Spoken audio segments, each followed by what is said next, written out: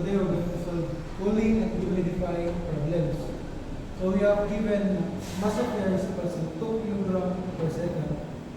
We have specific humidity or humidity ratio 1, 0.016 kg vapor per kilogram of air.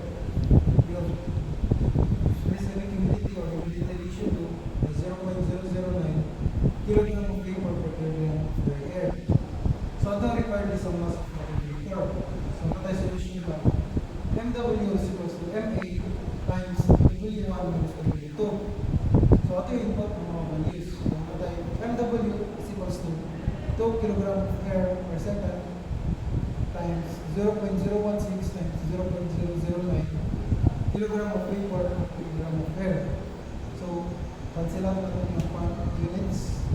Kilogram of air.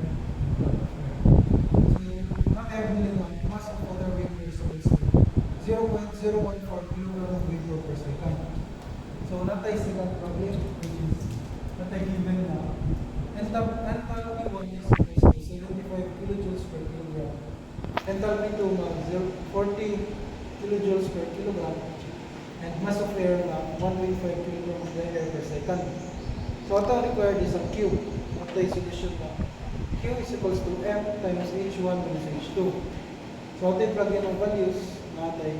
Q is equals to 1.5 kg per second times 75 minus 40 kilojoules per kilogram.